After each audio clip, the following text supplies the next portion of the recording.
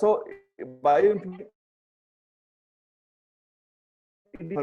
So biology means nothing but botany, zoology, microbiology, biotechnology, biochemistry, and informatics sciences means some knowledge of chemistry, physics, some part of mathematics and statistics, and computer science majorly. If we combine these two disciplines, one can see an interdisciplinary word called bioinformatics. It is the application of information technology applied to the management and analysis of biological data with the help of computers. So the key to biotechnology discovery is locked in the genome of various organisms, and the bioinformatics holds the key to unlock this data for the next generation of innovations. All right. So let me repeat these two sentences. The key to biotechnology discoveries is locked in the genome of various organisms, and bioinformatics holds the key to unlock data for the next innovation. It can also be considered as an information technology applied to understand biology in a better way. So we can understand biological processes in detail using bioinformatics tools. Now, why it is essential? Why one should learn bioinformatics? Why one should develop interest? So one can predict three-dimensional structures of our intestinal proteins. One can predict function of newly discovered proteins. One can predict gene function establishment of gene libraries. One the ability to use genome sequences as well as to study protein-protein interactions and elucidate the function of a molecule based on its structure and function. These are the things that one can do. Along with this, one can go ahead with molecular modeling and molecular dynamic simulations are the methods to predict the structure of from a function, and conformational search as well as by using quantum chemical and molecular mechanics methods, and then molecular docking to understand protein ligand interactions as well as drug receptor interactions. So in this particular today's talk, we will cover few things about these are the tools or methods and tools responsible related to these particular methods, to how one can understand our drug receptor interactions, or which we can call as a small molecule, active molecule, which can interact with the receptor, right? A receptor moiety may be enzyme or maybe any other protein, which drugs can interact with the receptor, and that way one can get rid of some of this.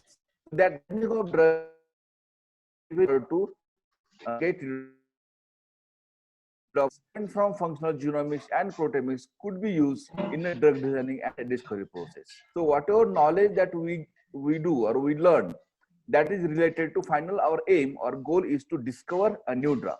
All right. So let us see first of all what are the basic steps involved in this particular drug designing as well as bioinformatics tools. So what is the data related to this one? We have to deal with certain proteins, nucleic acids, carbohydrates, and lipids. All right.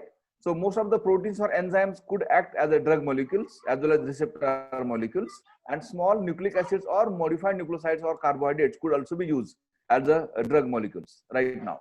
Okay. So this is the process of central dogma of molecular biology, that is replication, transcription, and translation, through which we can get a lot of data about this to understand or to learn about bioinformatics. All right. And what is the essential requirement to perform bioinformatics work or to design a drug molecule? One should have high speed computers. Right now, I would say present laptop itself is a high speed computer, isn't it? Then we require internet connection. Certain softwares may be freely available as well as commercial softwares. We require UPS for maybe a 12 hours or 6 hours for backup or to maintain our machines as well as servers, that is computers. And we require air conditioners to maintain the room temperature.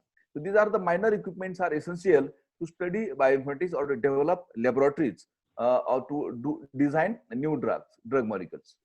All right. So if you see this drug discovery process, since this particular topic or workshop, this program is particularly with the drug designing as well as in pharmaceutical companies. So if you see the traditional drug discovery, right, since ancient people or earlier people, they were scientists particularly, they were using this particular technique called traditional drug discovery process, in which one has to deal with the target identification. All right. So this takes nearly 1 year of time, 6 months to 1 year of time. Then one has to validate that target. Validation of the target has to be done. Then again, it requires nearly more than 1 year of time. And then whatever target that we identify, then lead identification. What is this lead? Lead is a small drug molecule or smaller molecule which can act efficiently on this particular target. That means lead is a drug and this is a receptor. So drug receptor interaction that one can study under this lead identification. And once we perform this lead identification, then one can go for candidate optimization, which takes nearly 2 to 3 months of time. And once we get enough data, enough information about the drug as well as the receptor, then one can say that we can go further for clinical trial, right? And then after preclinical trials, and then one can go for clinical trials. So whatever recent pandemic is going on related to corona, right? To design a drug or to design any particular treatment, it is taking a lot of time because of this traditional drug discovery process, right? In between, there are data mining, and so overall, all right, 15 years of time if you go by traditional drug discovery. But if you include computer-aided drug designing techniques, which we are going to talk today, one can reduce that time within maybe 5 to 6 years. All right. So that means, first of all, we have to get that drug, particularly ligand, and use the technique called as a virtual screening technique. We are also going to talk about this virtual screening technique in this particular today's talk. And then after screening some drugs, performing drug-based designing, drug-based structure-based drug designing interesting, one can find out some lead molecules or small drug compounds and go to laboratory, perform research, and directly go for preclinical trials, and then one can go for clinical trials. So instead of spending 15 years of time, one can design a drug by using computer-aided drug designing 5 years of time. So this is the advantage, this is the application of this particular computer-aided drug designing. Now we are going to see today what are these methods and what is this process of the drug designing process. This is just outlook or outlook of this particular process. Now we are going to see in the detail about the what is this process and how one can design a particular drug. From where we can get a lot of information about the target, that is the proteins, enzymes, they are our target, and small drug compounds are our drugs, active lead compounds. If we have information, available information, one can use virtual technique.